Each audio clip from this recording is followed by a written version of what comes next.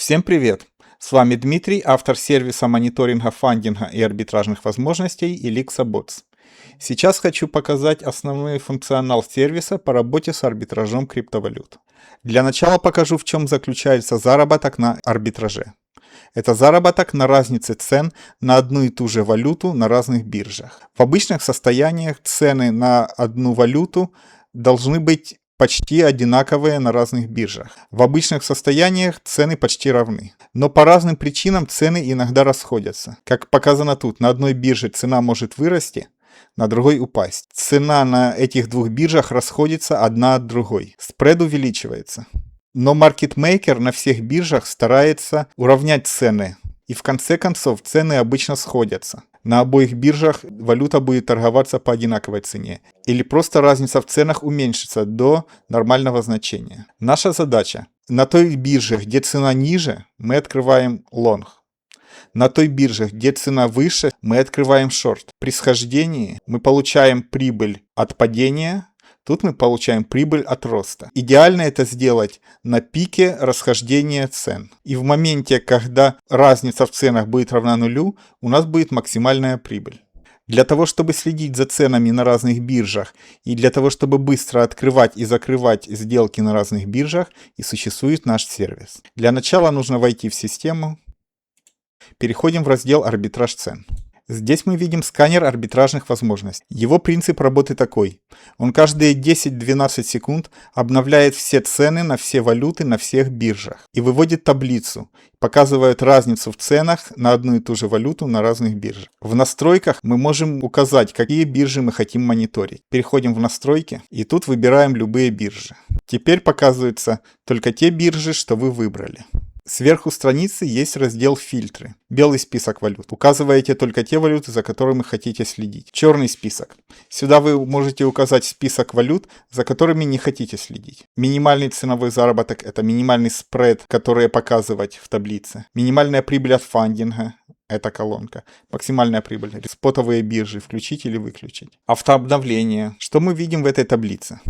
Монета, за которой мы следим. Направление, где выгоднее открыть шорт, где выгоднее открыть лонг. Биржи с прямыми ссылками на открытие данной валюты. Объем торговли за последние 24 часа. Это важный параметр, чтобы не открывать сделки по малоликвидным монетам. Видим, что по флоу 4 миллиона объем, 2 миллиона. Это нормально. Но на некоторые мелкие валюты смотрим. Объем всего $4000. Это сверх маленький объем торговли. Желательно торговать те монеты, у которых объем торгов от 200 тысяч. Дальше. Фандинг. X часов. Здесь мы видим на каждой бирже, какой фандинг сейчас по этой монете. Видим, что на OKX фандинг отрицательный, каждый час снимается. На BitGet фандинг положительный, каждый час снимается. Этот же фандинг пересчитан в годовую процентную ставку АПР. Минус 800% годовых, здесь плюс 11% годовых. Что значит минус, что значит плюс? Если ставка фандинга отрицательная, то значит зарабатывают те, кто открывает лонги на этой бирже. Зелененький цвет, значит зарабатывают лонги. Если ставка положительная, красный цвет, значит зарабатывают те, кто открывает шорт позиции. Выгодней на BitGet открыть шорт, мы будем зарабатывать фандинг. На OKX открыть лонг, мы будем зарабатывать фандинг. А наша система рекомендует открыть наоборот. Тут лонг, тут шорт на OKX. Потому что ценовой спред именно в эту сторону. Для заработка ценового спреда нам выгодно на OKX открыть шорт, на BitGet открыть лонг. Но в этом случае мы видим, что фандинг для нас будет в общем отрицательный. Каждый час мы будем платить 0,09%. В пересчете будет минус 800% годовых. Поэтому это не самая выгодная сделка. По цене спред в нашу сторону хороший, но каждый час мы будем платить в минус фандинг. Но на самом деле это немного. 0,09% фандинг в минус. Это приемлемо. Потому что ценовой заработок, ценовой спред у нас большой. Смотрим другой пример. Вот, на Gate и Binance. На обоих биржах фандинг отрицательный, но на одной больше, на другой меньше. И это разница в нашу сторону. При открытии этой сделки и ценовой заработок в нашу сторону, и фандинг заработок каждый час в районе нуля, но в плюс. Мы будем получать небольшой плюс. от фандинга на обоих биржах. Смотрим еще примеры. Например, вот, очень большой фандинг в минус для нас. Эту сделку открывать нежелательно уже. Ценовой заработок плюс 6%, нормально. Но если спред не будет сходиться, а будет наоборот увеличиваться еще несколько часов, несколько дней, то мы, если будем держать сделку, будем платить каждый час минус 0,8% от суммы. Или минус 7000% годовых. Это много. Такую сделку открывать нежелательно. А это, например, лучше. Ценовой заработок в нашу сторону, фандинг в нашу сторону. Но, с другой стороны, плюс 3% это мало, если на других биржах есть плюс 11, плюс 8%. По полям ценовой заработок и фандинг заработок можно сортировать таблицу. По умолчанию сортировка по ценовому заработку. Можно отсортировать по фандинг. Видим, что по этой монете у нас каждый час плюс 7% фандинг, 0,7. Или 6000% годовых. Но в это же время ценовой заработок у нас отрицательный. И если цены сойдутся, то мы будем в минусе. Но зато заработаем с фандинга. Вот вариант. Ценовой заработок в нашу сторону, небольшой в районе нуля. И фандинг в нашу сторону. Такую можно открыть. Мы можем заработать больше с фандинга, чем с арбитража цен. Но не забывайте, при открытии любых сделок мы теряем на комиссиях и на проскальзывании, и на спреде внутри биржи. Разница между ценой покупки и ценой продажи этой валюты. Поэтому при каждом открытии и закрытии сделки мы немного теряем. Поэтому открывать сделки, если ценовой заработок у нас 0,4%, нежелательно. Это мало. Мы, скорее всего, на комиссиях уйдем в минус. Например, нам понравилась эта сделка. Разница в ценах на биржах OKX и BitGet 11%. Это очень хорошо. На фандинге мы будем терять не очень много. 0,13% в час. Как открыть сделки? Первый вариант ручной. Нам нужно на OKX открыть шорт, на BitGet открыть лонг на одну и ту же сумму. Открываем эти биржи.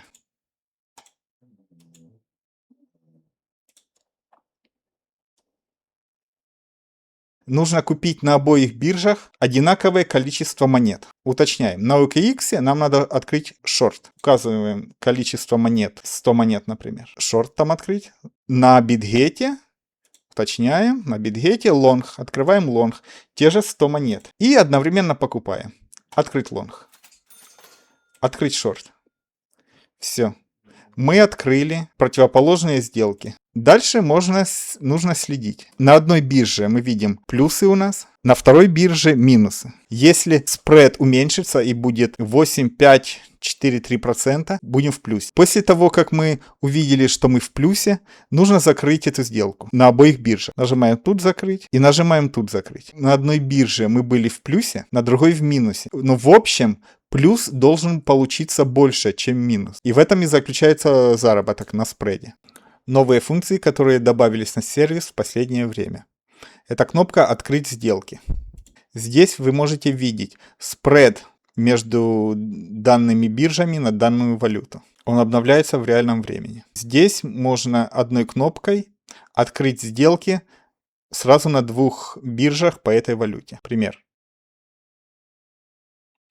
За 1,5 секунды сделка открылась. Две противоположные сделки. Теперь можно ждать, когда спред опустится, и тогда закрыть сделки. Вы можете это ждать вручную и закрыть этой кнопкой. Для теста я закрою сразу. Все. Две сделки успешно закрылись. Дополнительная функция, которая очень полезная и очень интересная. Автозакрытие. Сейчас это выключено. Переходим в настройки. И здесь мы можем создать таким образом подписку условия на автозакрытие. Можно включить, у меня уже создано. Здесь я установил настройки. Спред для закрытия 1,5%. Что это значит? Переходим в таблицу. Опять запускаем открыть сделки. Теперь мы видим, что автозакрытие активно на 1,5%. То есть, если мы откроем данную сделку, и спред опустится ниже, чем 1,5%, то эта сделка будет закрыта автоматически. Вам не нужно следить за всеми сделками. Вы видите, что некоторые кнопки серые, некоторые зеленые. Если данная биржа не поддерживает API-ключи, или вы не добавили API-ключи от этой биржи, то кнопка «Открыть сделки» не работает. Здесь вы не можете открыть сделки нажатием одной кнопкой. Вы можете перейти вручную на биржи по этим ссылкам, например, MEX и BingX. Переходите на эту биржу, и вы можете открыть сделки вручную. Но автоматически одной кнопкой вы это сделать не можете. И также автозакрытие не будет работать для этих бирж. Поэтому я рекомендую для ваших бирж перейти в настройки и добавить API-ключи от тех бирж, что вы используете. Минимум надо 2 биржи. Чем больше бирж у вас есть, тем больше вариантов спреда вы найдете. И если вы выберете все биржи, для которых добавлен API, например, уберете MEX, для которой API не бывает, сохраняете, переходите в раздел арбитраж, и все кнопки становятся зеленые. То есть сейчас вам показывают только варианты, для которых работает автооткрытие. Можно нажимать на иконку графика. Это открывается то же самое окно для просмотра графика спреда. Для примера давайте откроем сделку по Bera. Сейчас 1.42. Вот смотрим график спреда. Поднимался до 1.5, опускался до 0.9.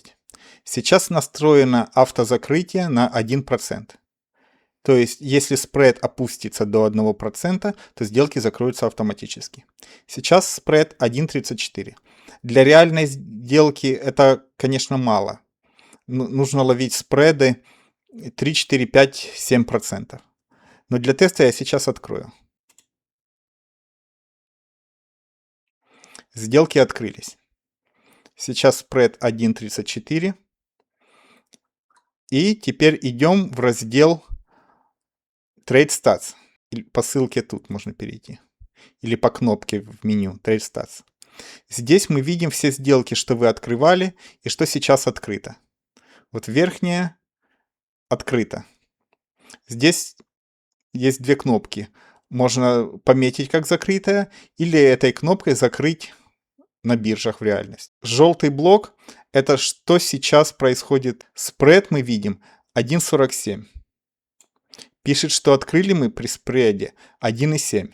Сейчас мы как бы в плюсе.